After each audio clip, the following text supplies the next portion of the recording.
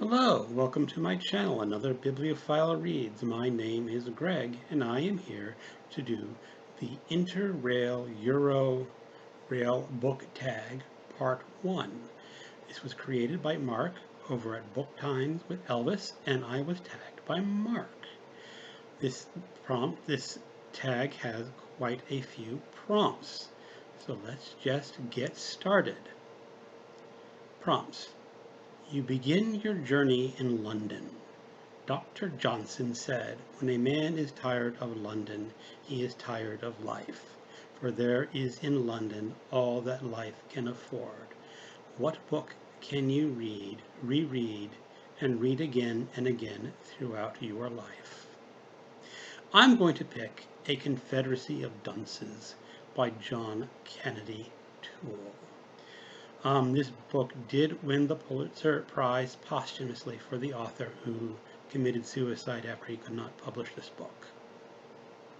And for anyone who knows the story, that it was eventually published many years later after his suicide by his mother, who basically pursued Walker Percy and basically made Walker Percy read the book and then find a publisher for this book. It is perhaps one of the funniest books that has ever been written. It is a story of Ignatius. He is obese. He is arrogant. He probably is smart, but he's also a complete idiot at the same time. And it is his story of how he got his mother to wreck her car and cause some damage that she can't pay for. So he has to find a job. And the jobs he finds are just ludicrous. But I can read this book over and over again. There is already going to be a reading group for this book. The timeline has not been set, but there are probably at least 10 or 12 people who are interested in doing a group read of this book. And I am quite excited for this. Next prompt. Sherlock Holmes lived at 221B Baker Street. Have you ever visited the home of an imaginary character? And if so, whose? I don't think I have ever visited the home of an imaginary character. I have gone to many places where there have been imaginary characters abound. That would most amount would be New York City. For some reason, I like stories set in New York City. Recent ones, of course, was J.R. by William Gaddis, 4321 by Paul Astor, The Warriors. I don't remember the name of the author, but that was made into that really tacky film called The Warriors, and quite a few others. It is just a fascinating place to visit. I was once offered a job in Brooklyn, New York. This was when I was in my mid-20s. And I always regret not taking that job. It was with a book distribution company, a lot like Ingram and Baker and Taylor. If anyone in the book industry knows them, it was Golden Lee. The only problem was that it was set in a very dangerous section of Brooklyn. It was 2 blocks from a subway, but their rule was that no employee could walk to the subway. You had to be escorted to the subway in one of their vans. It was just that dangerous. And the person I was replacing mentioned that he was more than once stopped at the subway station asking what he was doing there, because he was a Caucasian and there were not many Caucasians in that section of Brooklyn. And I did not take the job, and parts of me really regret not taking that job. I don't know how long it would have lasted, but I think I would have really enjoyed living in Brooklyn or New York City for a time being. The regrets of youth. Harris, the next prompt. Harris asked me if I'd ever been in the maze at Hampton Court. Jerome K Jerome. And this is from the book Three Men in a Book that we just had a group read with, that was led by Mark over at Book Time with Elvis. Have you ever been lost in a book, and not in a good way? Did you completely lose the plot and not have the slightest idea of what was going on? Please give an example. That happened to me this month. I had the booktube spin number 2, and mine came up with a short book called Panthers in the Museum of Fire by Jen Craig, and she was an Australian author.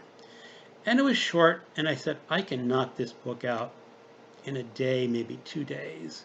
And this is when I was going on my trip to Portland, and I had it on my Kindle, and I started to read it, and it's fascinating. It was beautifully written, but it was very complex writing. It was not a book you could knock out easily. You have to read it very slowly.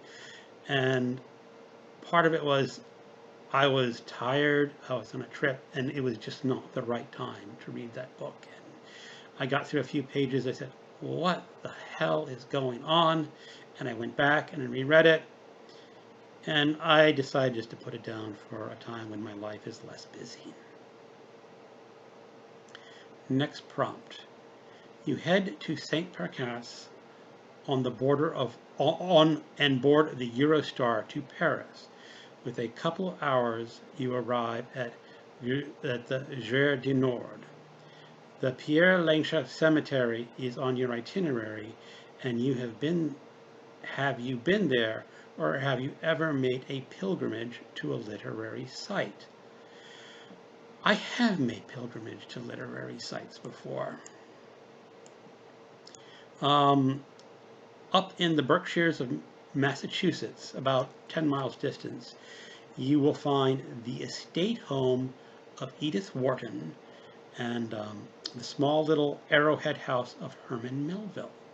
And I went up there for a long weekend with my wife, and we met some friends, and our friends were sort of literary types, and we decided to go visit the estate of Edith Wharton. And it is just, it's an estate. It's a huge old home with lots of fancy rooms and ornamental crown molding and everything that you'd expect in an estate. And you just got this feeling of money.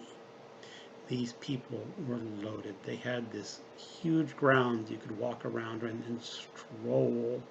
And I could just imagine Edith Wharton strolling around with someone, having pleasant conversations about literature as she walked. The second house I said was the home of Herman Melville, where he wrote Moby Dick. And it was a small, tight, cramped little home. And it was in no way a comparison to the estate of Edith Wharton. But I think I enjoyed that home more. It just got the feel of an author who did not have a lot of money in his life. He did not have a lot of fame at that time, and it was just a commonplace home of the time. And I did enjoy that. Now, the other part of the prompt is,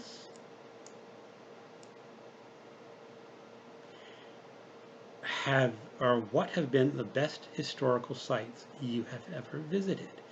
Well, I used to live on the East Coast in Virginia. I'm actually moving back to Virginia at the end of this month. But the sites that I visited that were my favorite was battlefield sites. And Virginia is just loaded with battlefield sites from the Civil War.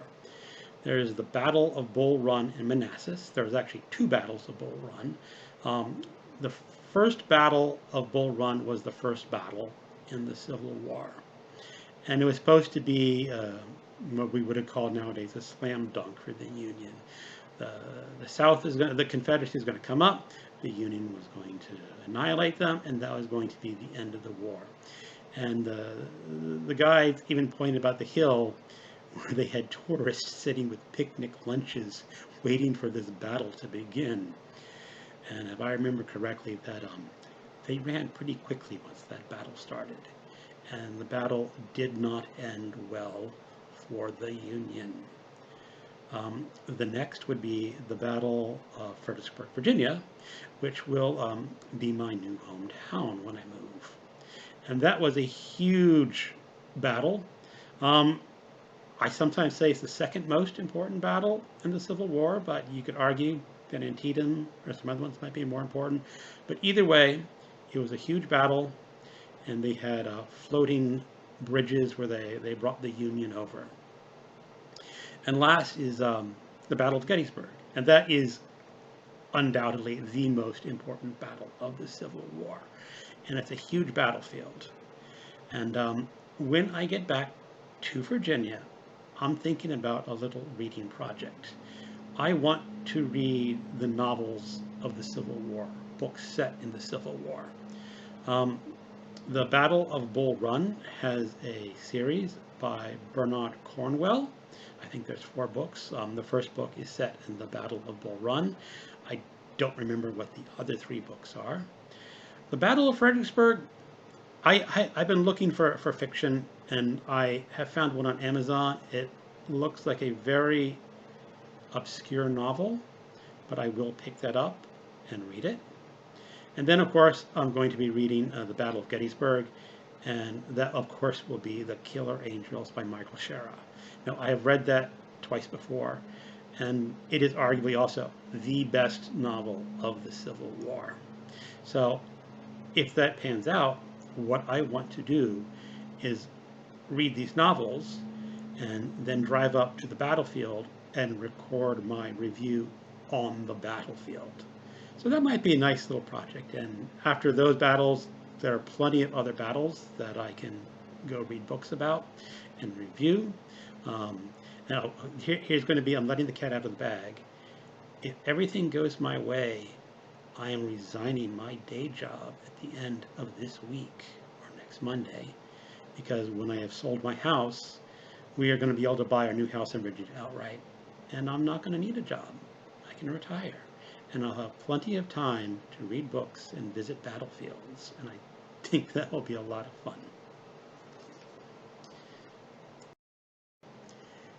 Gertrude Stein famously said, "America is my country, and Paris is my home.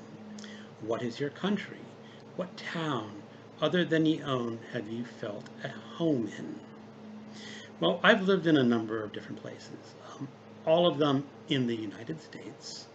I was born in Washington, D.C., and I lived in Bethesda, Maryland. When I got married, I moved to Arlington, Virginia, and then Manassas, Virginia, and then I moved out to Pacific Northwest in a town called Auburn, and then I moved to where I currently am, which is a town called Bonnie Lake. I have never truly felt at home in any one of those places. You hear about people who do find places that they consider home. A lot of authors, like James Ellroy, considers Los Angeles his home, and he feels a great affinity for it. The novelist Donald Harrington felt a great affinity for the Ozarks in Arkansas, but none of the places that I have lived have ever truly felt like a home. They're just a place that I am living. Other places I want to live, for a while my wife and I were very seriously contemplating buying a condo on the Mexican Riviera and having a winter home and a summer home. Of course, the Mexican condo would have been our winter home because the winters down there are very mild. Next prompt. Cafes are everywhere in Paris. I like to sit in one for even a couple of hours, skimming through a book and people watching. Have you ever been to Paris? Where is your favorite place to visit and favorite thing to do there? If you haven't been to Paris, would you like to, and what would you most like to do and see there? Technically, I can say that I have been to Paris. Unfortunately, I visited Paris when I was 12 years old. And I think that really wipes the slate clean. It's just too young to visit a place, especially since I was traveling with my parents. And what can you do in a city with your parents when you're 12 years old but tag along? So even though I have technically been there, I count it as if I've never been there.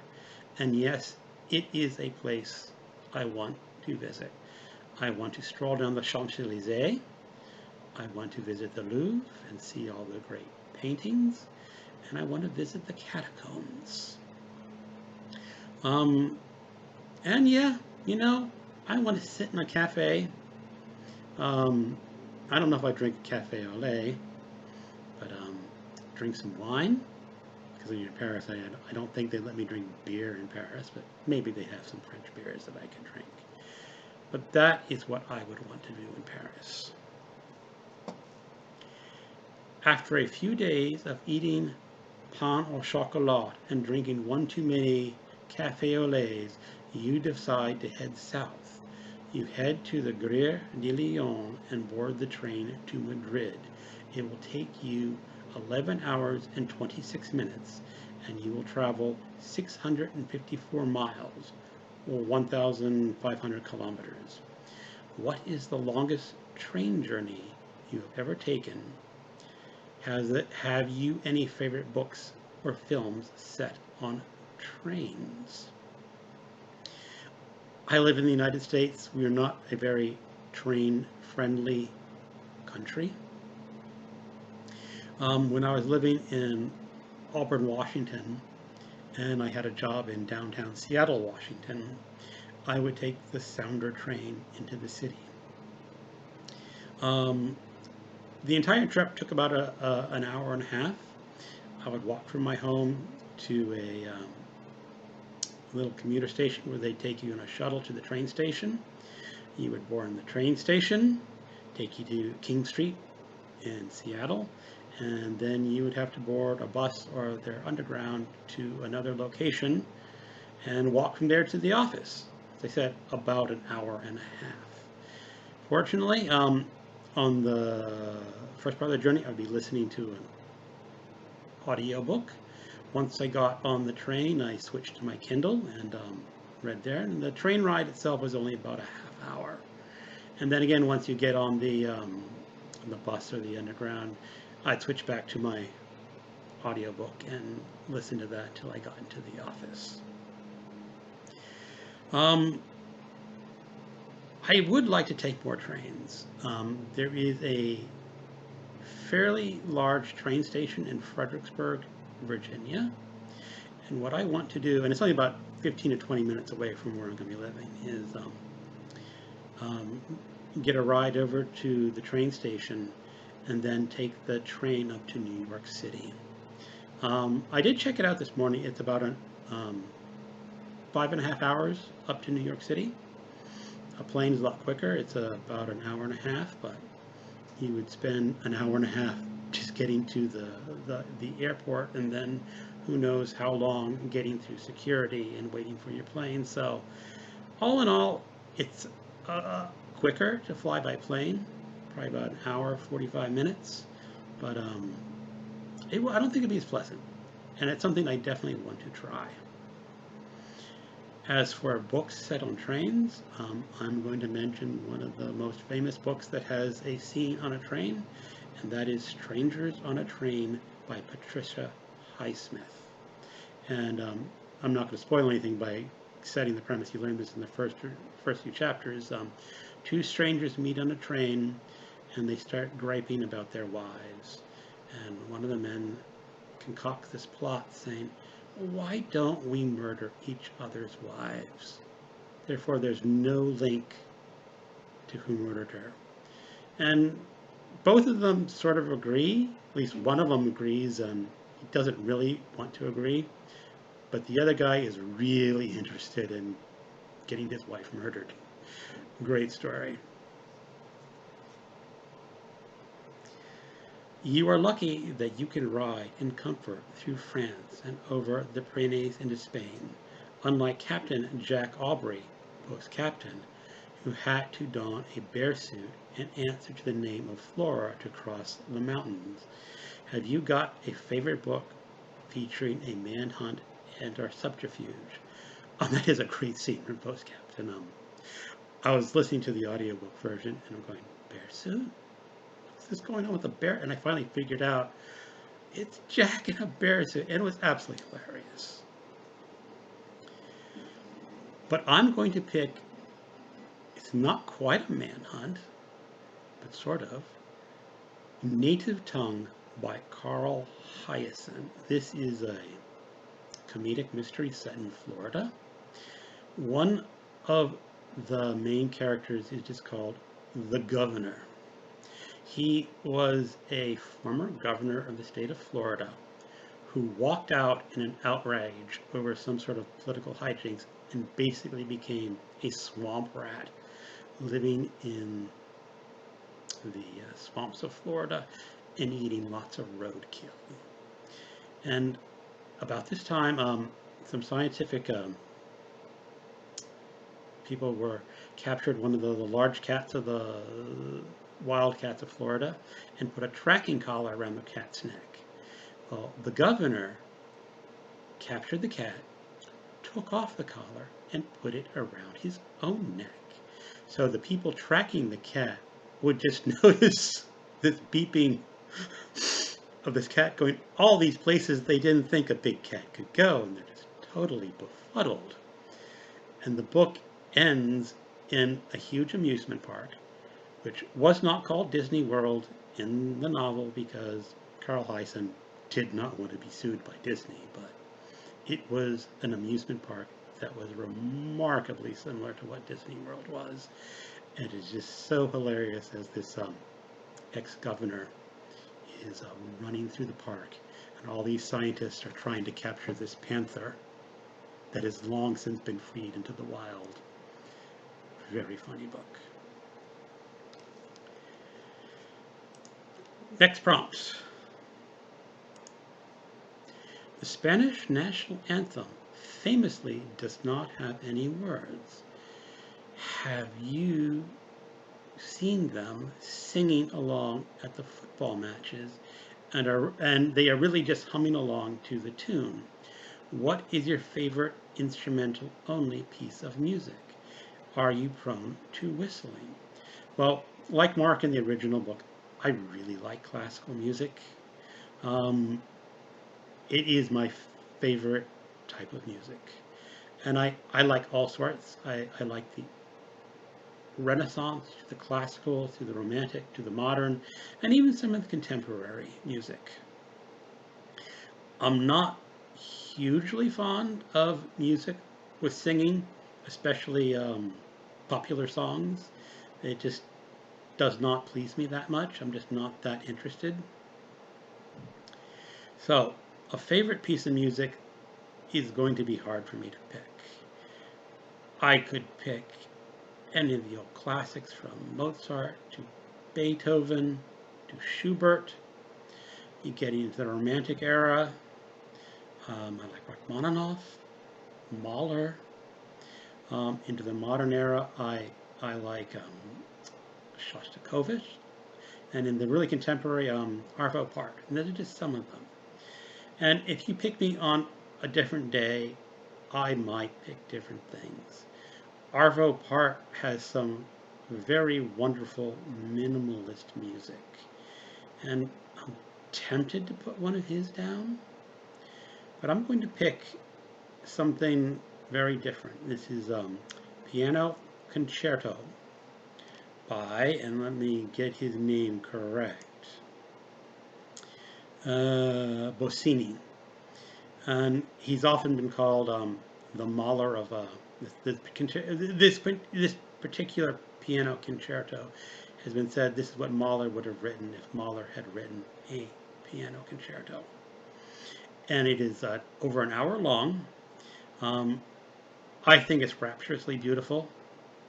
When I was on a drive on a vacation in Vermont, I was in a car with my wife and my mother-in-law, and they asked me to put on some music, and I put on this piano concerto. And they were very quiet, as I was listening to the drive it, and they hated it. The mother-in-law says, "Don't you have anything with singing in it?" Because she was the type that loved singing. And oddly enough, the very last movement of this piano concerto does have a men's chorus. But apparently when you stage it live, it's supposed to be an off-stage chorus. You cannot see them. It's mostly not singing, and the piano movements are just lovely to hear. I am going to put a link down below to the full concerto. There's a video. I have not watched the full version of this video. The pianist is the pianist I have on my recording, though.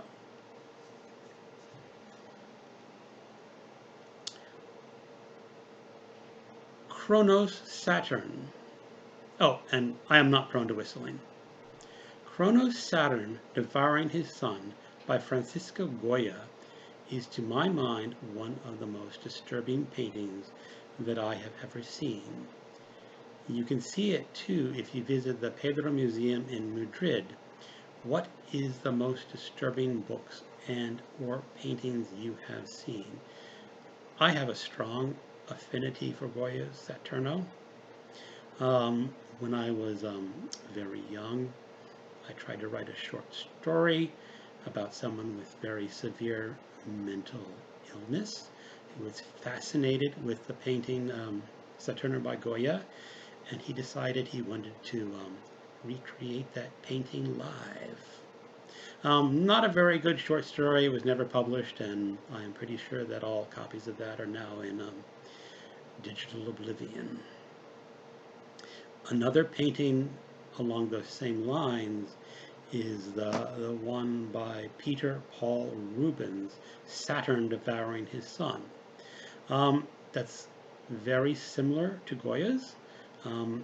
Looking over the criticism, a lot of people think it's just sort of like Goya's homage to Rubens. So go ahead on the internet and check that one out. It's very toothy and fleshy in the devouring, so you may want to brace yourself for that. As for books that are most disturbing, this has been asked in another tag, and I'm going to say Blood Meridian by Cormac McCarthy. Just the scalping scenes alone are quite disturbing. And what happens on the last few pages in the outhouse, you will have to read that book to find out for yourself just how disturbing, and maybe even more disturbing than the author will let you know. Watching Kronos having his dinner has given you an appetite, so you repair to a restaurant to try Spain's national dish, the paella. If you were to visit your hometown, what restaurant would you take me to, and what would be the dish that you would most recommend? Well, currently in Bonnie Lake, we have all the regular chain stores and fast food stores, and like you have Applebee's and all the fast food places. The one place I would recommend taking people to is Sumali's Thai Cuisine, and of course that is a Thai restaurant. And she serves authentic Thai spice levels. If you were to open her menu, you would see the 5 stars for that you normally have in a Thai restaurant for spice levels, and they're all smiley versions of the smiley face. The level 1 or level 0 is just a plain face, and it goes up to a smiling face, a cool face. But the 5th is a little head of Edward Munch's The Scream, and you know that's the Scream, and that's her level 5 spice. And if you order a level 5 spice at that restaurant, the server will warn you that it is very spicy, and you will not get to exchange your meal for something else. I have tried a level for that restaurant, and it is extremely spicy. I was able to eat it because I do like spicy food, but I don't think I would have survived the level 5 spice. And I would take you there. What you want for the level 5, I'm sorry about the cat. For what you'd recommend, I always recommend their chicken satay for appetizers. They have a lamb musaman curry dish, which I like quite a lot. My wife likes a roasted pork belly dish. And sometimes we get the pad ziyu or the pad thai. And those are most of this. And currently I've been going for their garlic. They just have like a garlic beef or garlic pork. And I've been having that a lot lately. And I find that quite tasty. And so that's where you would go. As I said, Bonnie Lake, not a place where a lot of foodies would want to go.